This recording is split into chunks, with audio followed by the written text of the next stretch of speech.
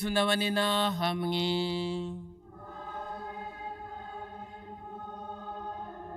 Amagambo yo mw'ivanjiri ntagatifu uko yanditswe na Matayo.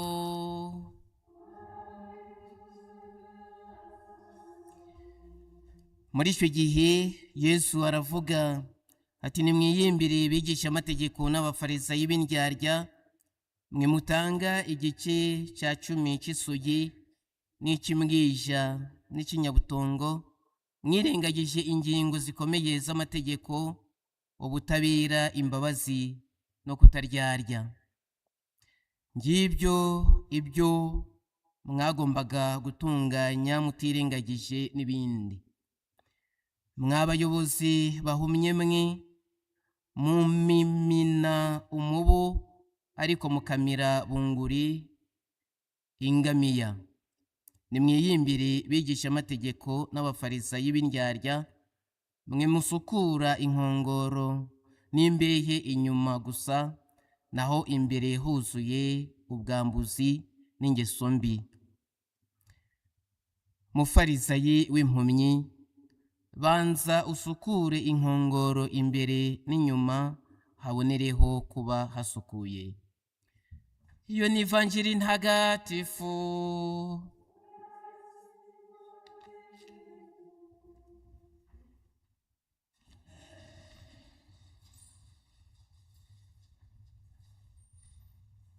Ba Kristu bavandimwe, aya masomo matagatifu tumaze gusomerwa arongera kutwibutsa ko Nyagasani twese adufitiye umugambi wo gukira, wo kuzaronka ingoma y'ijuru no kuzasangira nawe ikuzo ryo mu ijuru, ariko uyu munsi tukaba tugomba kubigiramo uruhare, twitegura nyine kuzinjira muri iyo ngoma y'ijuru. Nibyo twumvise muri iri somo rya mbere, yewe n'iyi vanjiri tumaze gusomerwa. Paulo mutagatifu muri iyi baruwa ya kabiri yandikiye Abanyetesalonike aragaruka ku ikuzo ry'ijuru ridutegereje, atwibutsa ko hari umukiro twese dutegereje, ariko ko twari dukwiye kugira ukwemera n'ukwizera bikomeye, tukabaho turangwa n'ubutungane, ndetse tugakurikiza ijambo ry'Imana twumva buri munsi, n'uruhererekane rw'inyigisho twagiye tugezwaho. Hari Paulo wivuga, ariko kuri uyu munsi ni uruhererekane rw'inyigisho za Kiliziya. Tugaheraho rero twirinda abahanura b'inyoma cyangwa se abigisha b'inyoma uyu munsi baza batugana bashaka kutuyobya. Murumva rero ko uyu munsi Nyagasani yongera kutwibutsa ko twarimiwe kuzajya mu ijuru, twarimiwe kuzataha ijuru, ariko nk'uko Paulo mutagatifu abivuga, nuko twagakwiye kugira ukwemera n'ukwizera bikomeye. Kwemera Nyagasani, kumwizera, ni ukubaho igihe cyose wumva ko muri kumwe, wumva ko atagutererana, umushakashaka igihe n'imburagihe, mu isengesho rikomeye, mu guhabwa amasakaramentu n'ibindi dukora. Ni uguhora duharanira ubutungane, bwa bundi buzatuma tumubera inshuti z'inkoramutima, kandi tukabana nawe mu buzima bwa hano ku isi, tugakorana urugendo ku buryo igihe nikigera tuzataha ijuru. Ni ukubaho tuzirikana ijambo ry'Imana nk'iryo Paulo mutagatifu yagejeje ku Banyetesalonike n'abandi yigishije, nk'iryo dufite ryo mu bitabo bitagatifu mu isezerano rya kera ariko n'irishya. Ibyo byose rero nibyo bidufasha kuzinjira mu bwami bw'ijuru, gukora urugendo rwa hano ku isi, uru rugendo rugufiya rukazatugeza mu bwami bw'ijuru. Kandi twagakwiye kwirinda abahanuzi b'ibinyoma, abo bose badushukashuka batubesha, nyamara ntaho bazatugeza, kuko abenshi muri iki gihe muzi ko n'amadini yabaye bizinesi. Duhamagariwe rero guharanira ubwo bugingo bw'iteka, kandi numva hano Bikira Mariya yabigarutseho inshuro nyinshi. Yeretse Nataliya ko ijuru rihari, yereka Alfonsina ko ijuru rihari, yewe n'andi mabonekerwa hirya no hino abigarukaho, ariko n'ijambo ry'Imana ribigarukaho nuko ari ukuri. Iyi vanjiri rero nayo turimo kuzirikana. Muri aka kanya mwumvise uburyo Yesu yabwiye abigisha mategeko n'abafarisayi ibyerekeye guhinduka, bagahinduka by'ukuri. Hari ibikorwa bari basanzwe bakora, nko gutanga icya 10 byageze ubwo byinjira mu mategeko yabo, ariko baragenda barabikurura kugeza aho n'uwisaruriye isogi, imbwija, inyabutongo nawe yatangaga icya 10.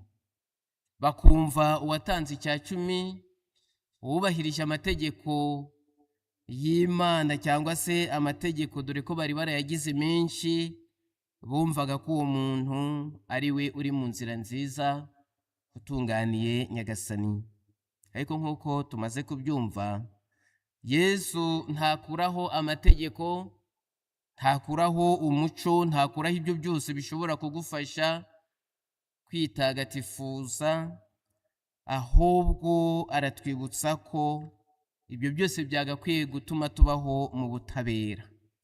Ubutabera ni ukugenera buri wese ikimukwiye, ni uguha buri wese agaciro kandi ukamwubaha uko ari.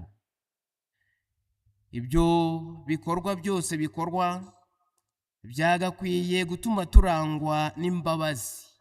Kuba abanyampuhwe ni uko twagakwiye mu buzima bwacu kugirira abandi neza, noneho tukababarira kandi tugasaba imbabazi. Ufite intege nkeya ukamwitaho, tukaba ba bantu bafite umutima usangira n'abandi, tukabaho igihe cyose twumva ntawagira icyo atuburana, kuko natwe twabaye abanyampuhwe nka Data. Ni ukubaho mu kuri kose, tutarangwa n'uburyarya nk'uko Pawulo mutagatifu abivuga, nako nk'uko Yesu abibwira aba bafarisayi n'abigisha mategeko.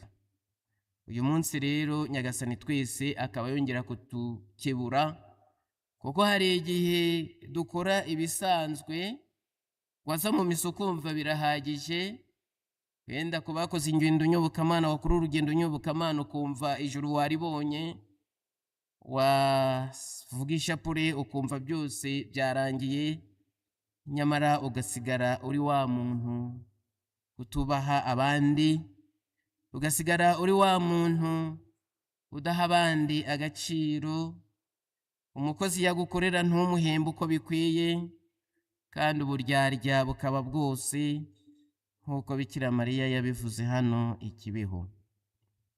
Yesu rero aratwibutsa ko twagakwiye mbere na mbere gusukura imbere.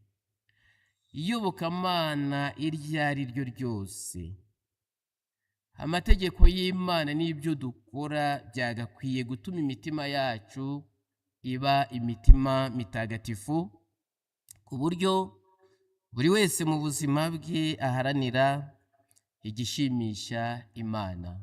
Ngibyo ibyo twagakwiye gukora, naho gukora ibikorwa bigaragarira amaso y'abantu, ubundi ntabwo ari ibyo Imana idushakaho.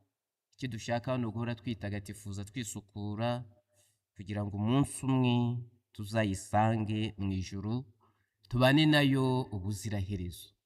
Ngibyo ibyo Nyagasani atwifuzaho twese. Dear brothers, sisters, this reading talks about our salvation. It was in the plan of God, as the first reading said about it, and the gospel of today. The God our Father did his part, but also Jesus who came here to save us, give us salvation. We should do our part. It is now, as St. Paul said, it is to look for this heaven, to seek it, to become holy, and the perfect people, to look for holiness, and to believe, to have a faith, a strong faith, to hope in God, and to follow the tradition of the church, to meditate always the word of the Lord, and to avoid the false prophecy of these people who come to us to lie and to lead us in the, how can I say, which can not help us to get the salvation, but to contribute to their richness. Because many of these churches, these pastors and others, they don't help us to get our salvation, but to lose ourselves, to lose the salvation. And from today, we are invited to look for our salvation through faith and hope in God, but also to meditate the good news, the word of the Lord, to follow the tradition of the church, and to avoid all of these people who can lose us. The gospel of today invites us to change our life. Whatever we do according to the law of the Lord, this could lead us in changing of our life. It is what Jesus said to the Pharisees, to the lawyers, who invite the people who did themselves also what is seen by others, what is external, but their heart will far from God. From today, Jesus invites us to change, to become the people who are just, who are mercy, and who can respect others. In the past, the Pharisees and other people of Israel would like to do what the people other could see, and they were happy and telling themselves that we do the will of the Lord. From today, the will of the Lord is to do what can change our heart, can change our behavior, can change our thoughts. All personality, all human being could do change. From today, in summary, we understand that we are invited to look for the heaven.